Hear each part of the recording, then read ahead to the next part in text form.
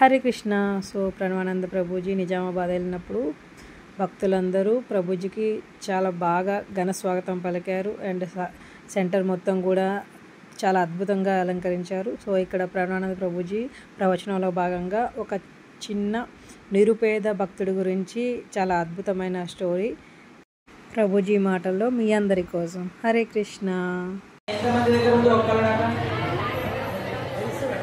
ఉంది కానీ ఇప్పుడు లేవంటున్నారు ప్రభు. ఇంతకు ముందు ఉండేవి కానీ వదిలేశారు. ఎవరికైనా ఇప్పుడు కూడా ఒక్కలు వేసుకునే అలవాటు ఉందా? కానీ ఒక్కల డబ్బా మాత్రం ఉందన్నమాట ఈ భక్తుడి దగ్గర.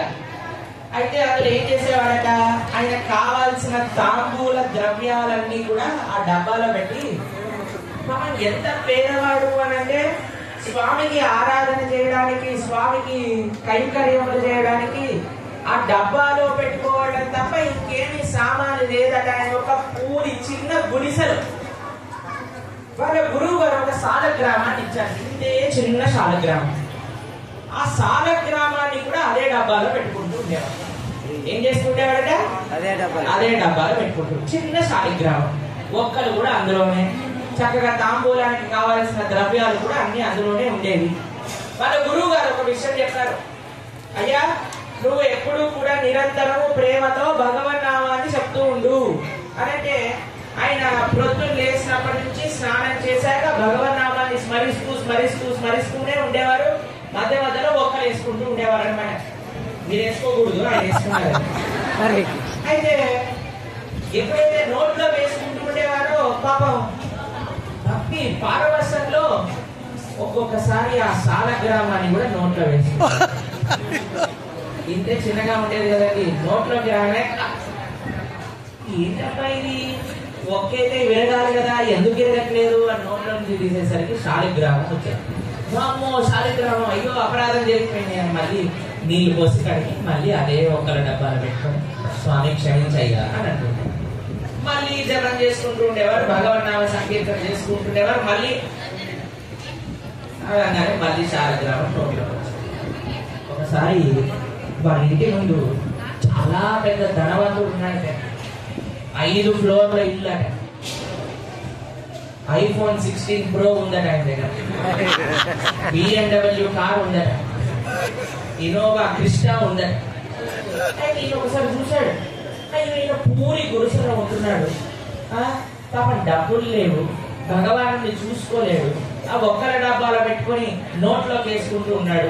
ఎందుకు ఇదంతా వచ్చినది?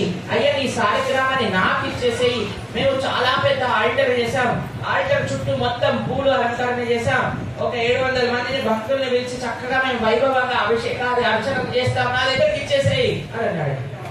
అయితే అనుకున్నాడట, అయ్యో నా దగ్గర ఉంటే అనవసరంగా నా నోట్లో పడి నైవేద్యాలు లేవు, అభిషేకం అంటే నా ఉమ్ముతో తప్ప ఇంకా దేనితో అభిషేకం చేయలేకపోతున్నా, అయ్యో నేను ముసలోడు అయిపోయినా, సరే ఈయనకి ఇచ్చేద్దాం అని ఇచ్చేసాడట. ఇచ్చేసాక ఈయన ఒక బంగారు సింహాసనం పైన శాలగ్రామాన్ని పెట్టాడట. రోజు ఇప్పుడు మనం గోరనితాయికి అభిషేకం చేశాం కదండి, అంత అభిషేక జలాలతో అభిషేకం చేస్తుండేవాట. అన్ని ఫ్రూట్స్ తో ప్రతిరోజు స్వామికి ప్రతిరోజు ఇంత తులసి దళాలు, ఇన్ని పూలు, తామర పూలు, సంపంగి పూలు. మనమేమో ఆదిలాబాద్ లో అడిగాం, అయ్యా ఎవరి దగ్గరైనా సంపంగి చెట్టు ఉందా, సంపంగ పూలు ఉన్నాయా, మాకు కావాలి, రాముడికి సమర్పణ చేయాలి అని అంటే ఆదిలాబాద్ లో ఎవరి దగ్గర సంపంగ పూలే లేవాడు. అయితే మేము అనుకున్నాం ఒక చెట్టు తెచ్చి నాటారు. మనం ఇక్కడ ఉన్నాయా నిజామాబాద్ లో సంపంగ పూలు లేవా? అయ్యో మీకు కూడా ఒక చెట్టు ఇస్తారు, దాన్ని మీరు కూడా నాటుకోండి. చాలా రాముడికి చాలా ఇష్టమైన పువ్వులు, గ్రీన్ సంపంగ. చూసారా ఎప్పుడైనా గ్రీన్ సంపంగ? అయ్యో అద్భుతమైన వాసన. మీరు చూసారా? రాముల వారికి అత్యంత ఇష్టమైనది సంపంగ పువ్వులు. అయితే ఆయన రోజు సంపంగ పూలు, తామర పూలు, రకరకాల పువ్వులు తెచ్చి స్వామికి అభిషేకం చేస్తూ ఉండేవాడు. రోజు ఎన్ని రకాల నివేదన చేసేవాడు తెలుసా అండి? 3 పూట్ల కనీసం 20-30 రకాల నైవేద్యములు పెడుతుండేవాడు. ముందు తెలుస్తుంది మీకేమో అవుతుంది. ఒకరోజు రాత్రి పూట ఈయన వచ్చి పూరి గుడిసెలో ఉండేవాడు. తలుపుని టక్ అని కొడుతున్నాడు. ఏమైందబ్బా ఇంత రాత్రి పూట ఎవరు వచ్చారు అని తీసేసరికి ఆ ముందటుండే ధనవంతుడు ఎవరైతే శాలగ్రామ స్వామిని తీసుకెళ్లారో ఆయన వచ్చి ఒక డబ్బాలో శాలగ్రామాన్ని తీసుకొని ఈ ముసలాయన దగ్గరకు వచ్చి చెప్పారట, అయ్యా నీవు పిచ్చోడివే, నీ భగవంతుడు పిచ్చోడే, ఈ శాలగ్రామాన్ని నువ్వే పెట్టుకో, నాకు వద్దు అన్నాడు.